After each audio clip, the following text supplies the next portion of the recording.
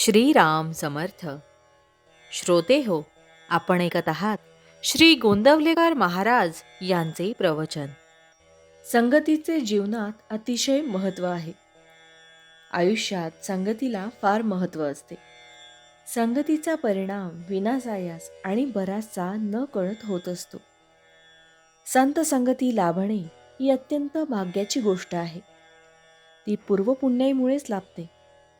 ज्याच्याशी आपण संगत करावी त्याचे गुणधर्म आपल्याला येऊन चिकटतात हे आपण पाहतो. समजा काही लोकांनी इथे यायचे ठरवले. एकाने विचार केला की आपण पायी जाऊ, दुसरा बैलगाडीने निघाला, तिसऱ्याने आगगाडीने प्रवास केला, तर चौथा मोटारने आला.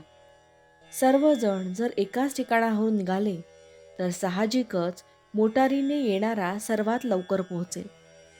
म्हणजे ज्याच्याशी संगत केली त्या वाहनाचे गुणधर्म त्याला विनासायास लाभले. संगतीची दुसरी गंमत अशी की ज्याच्या संगतीत आपण जातो त्याच्या पुढे आपले कर्तृत्व लोप पावते. इथून पुष्कळ मुले शिक्षण घेऊन पुढे कोणी वकील झाले, तर कोणी डॉक्टर झाले. परत इथे आल्यावर त्यांनी इथल्या मुलींशी लग्ने केली. त्या मुली फारशा शिकलेल्या नसतील, परंतु वकिलाशी लग्न केलेली वकिलीणबाई झाली, डॉक्टरशी लग्न केलेली डॉक्टरीण झाली.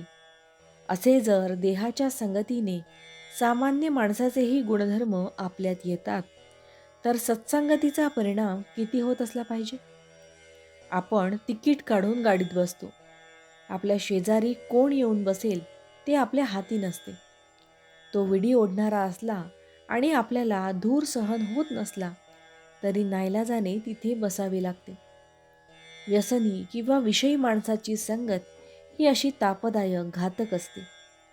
उलट सत्पुरुषाची संगत ही उत्तम लाभदायी ठरते. सत्संगतीपासून सद्वासना आणि सद्विचार प्राप्त होतात.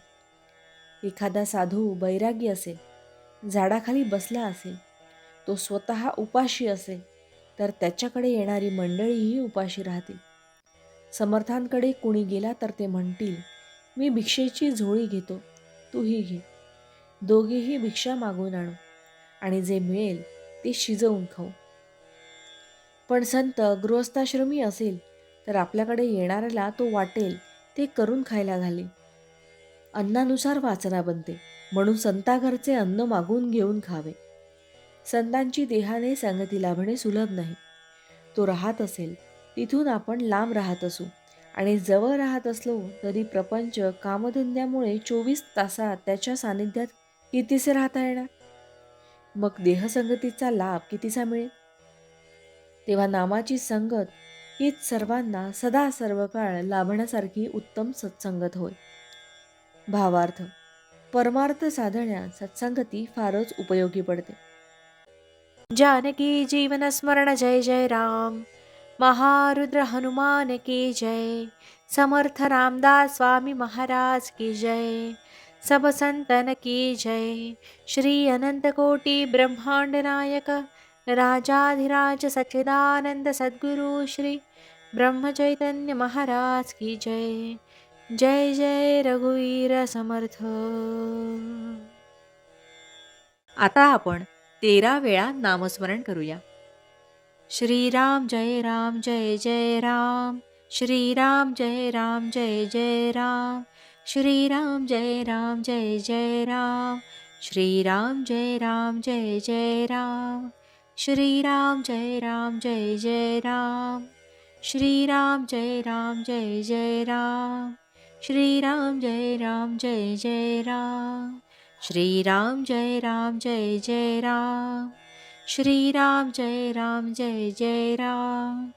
श्रीराम जय राम जय जय राम. श्रीराम जय राम जय जय राम. श्रीराम जय राम जय जय राम. श्रीराम जय राम जय जय राम. जय श्रीराम.